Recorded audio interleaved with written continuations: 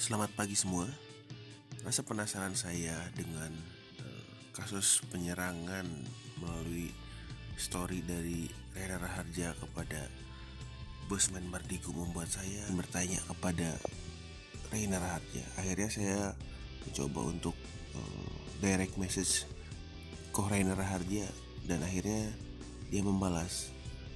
Nah, beliau berpesan kepada saya untuk membagikan semua percakapan ini di-share agar Bosman Mardigu bisa membaca dan menjawab, sekaligus supaya teman-teman semua juga bisa tahu apa motif dari Rena Raharja untuk menyerang Bosman Mardigu, supaya tidak ada lagi kesimpang siuran dari berita-berita yang ada kenapa Rena Raharja menyerang Bosman Mardigu gitu. Oh ya, sebelumnya saya pengen ngasih tahu untuk teman-teman yang ingin tahu selengkapnya, tolong jangan di skip percakapannya karena satu paragraf aja di skip bisa menjadi arti yang berbeda. Jadi jangan sampai salah arti, salah tangkap, dan nanti jadi salah persepsi. Tolong ditonton sampai habis agar tahu apa sih motif dibalik Rena Raharja menyerang dalam tanda kutip masa lalu dari Bosman Mardigu. Kita saksikan selengkapnya. Tapi sebelumnya, supaya channel ini terus berkembang dan bisa menjadi pengobat kekepoan teman-teman tentang kasus-kasus ini, tolong di subscribe, like, dan komen. Karena setelah ini saya akan membahas tentang beberapa kebohongan-kebohongan dari Bosman Mardigu yang terungkap kebenarannya. Ya, jangan lupa subscribe, tekan tombol lonceng, dan komen, share sebanyak-banyaknya agar saya bisa terus membuat video-video yang memberitakan fakta, bukan hanya asumsi. Terima kasih. Saya juga jujur anti penjual ludah menurut saya. Nah ya udah, kata dia, muak banget saya sama motivator orang-orang MLM yang jual mimpi, kata saya. Semuak saya dengan dia. Ada hubungannya sama kritik-kritik pemerintah? Nggak ada kan? Fokuskan saya, kata dia. Saya cuma tahu dia dari YouTube dan memikirkan geopolitiknya bagus. Malah baru tahu tentang Titi Sampurna dari Korener. Dan ada teman saya yang ikut pelatihannya, dia katakan bener sih dia ngaku founder, dan setiap awal seminar dia ngomongin, nah kata Korener, ini saya kasih lampiran obrolan chat saya di Facebook dengan salah satu teman saya yang udah pernah ikut pelatihan.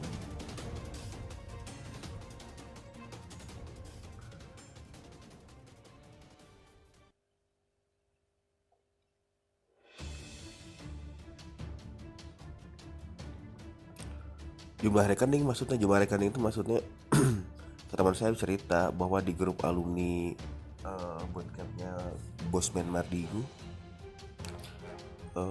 alumninya menanyakan rekening bener nggak triliuner seperti itu gitu. Terus saya jawab, gue berusaha objektif karena kalian berdua gue ikutin si ilmu kalian, gue nggak tahu kok. Jadi di grup alumni pelatihannya Mardigu bootcamp maksudnya ya, lagi chaos katanya. Ini info dari teman saya yang nggak saya sebutin namanya. Banyak yang denger omongan lu dan live group, dan banyak yang minta bukti bahwa Mardigu itu triliuner atau bukan dari rekening. Dalam grup alumni lagi debat katanya chaos. Tapi ini off the record dulu ya kok, infonya belum valid, saya bilang. Anjay, rekening. Janganlah, hahaha, kasihan itu bisa jadi senjata orang pajak. Ternyata kok Renner gaul juga ya, anjay rekening katanya gitu. Saya jawab, kok. Tapi buat buktiin fakta dia triliuner kan di situ. Kalau dia orang Lemhanas atau bekas orang BIN, bener nggak sih kok ada info dia suka ngaku itu juga, saya bilang. Terus kau bilang, ya cobalah kasih si MVP itu Mardigu Wowi kan, baca semua chat ini, kita lihat aja gimana dia. Saya hanya sentuh bisnis dia Urusan dia mau ngaku bekas presiden Zimbabwe kayak bodoh amat, mau dia mantan CIA sekalipun bodoh amat, saya nggak urus. Saya bilang oke, nice kok, coba ntar gue bikin slide screenshot ini. Aku coba tag Marigunya, tapi sebelumnya approve kok Rainer dulu, takut ada yang dikurang-kurangi. Di DM aja ke dia, nggak usah dipublish ya, nggak apa-apa. Saya bilang nggak yakin dibaca kok kalau DM, aku kan bukan temennya. Kalau dipublish silakan aja publish, kata dia. Kan ada tekanan netizen, mungkin dia bisa notice kalau diem aja fix dia nggak bisa jawab. Kalau ada jawaban siapapun ada titik terang, kata saya. Lalu saya bikin story dikit tentang percakapan saya di Instagram. Saya lanjutin lagi. Setelah dapat story itu ada teman saya yang bertanya. Saya dapat pertanyaannya ini. Kok ada pertanyaan dari netizen nih, katanya motif dari debat ini, dari yang dibuat kayak semacam konflik ini, katanya persaingan tentang blockchain, katanya betulkah, kata saya.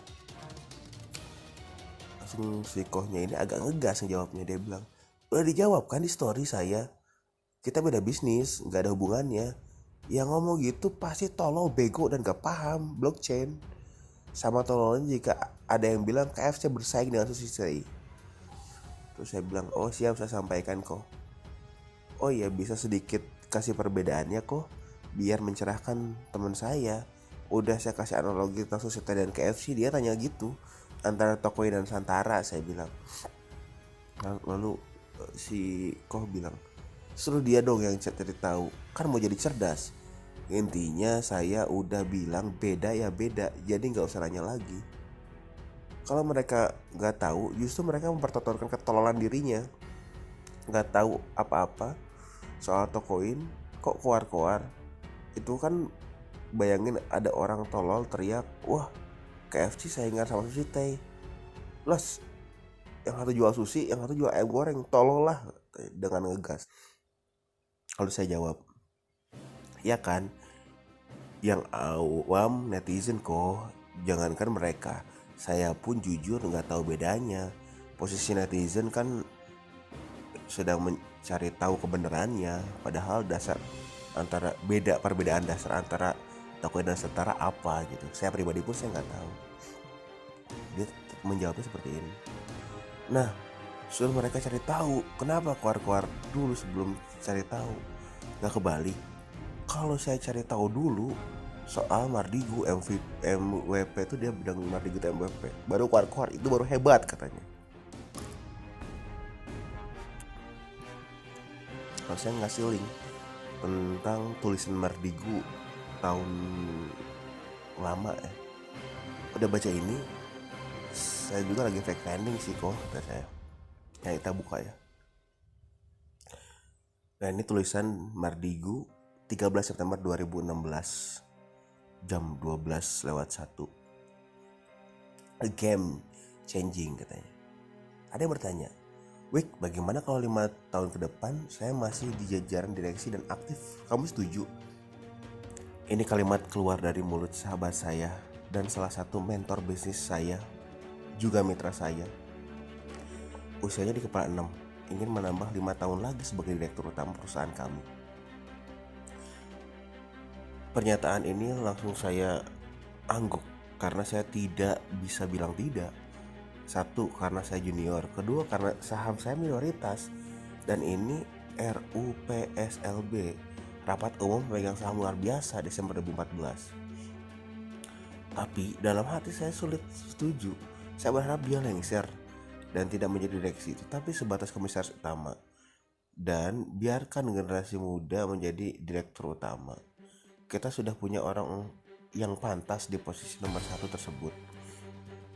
Tapi dia punya pendapat lain, mitra saya ini. Dia masih ingin 5 tahun lagi, dan sungguh lemari saya merasa kayaknya nggak tepat perusahaan ini. Perusahaan dipimpin generasi baby boomer di masa generasi Y dan akan masuk generasi milenium. Bayangkan dari perusahaan lain, katakan bank, PLN, Pertamina, mitra kami usianya generasi X semua, sekitar 45 tahun. bisa beda 15-20 tahunan dengan presiden kami. Bisa Pak Kongguh yang muda-muda tersebut walau jabatannya direksi. Zaman bergeser cepat, bisnis bergeser, usia tidak bisa dibohongin. Ambisi, semangat, passion udah pudar di usia lanjut. Kalaupun masih menyala, tenaga untuk melobi dan lain sebagainya akan melelahkan. Pasti tidak tajam lagi. Maka langkah selanjutnya dalam hati saya setuju kalau saya tidak jadi komisaris lagi di perusahaan tersebut.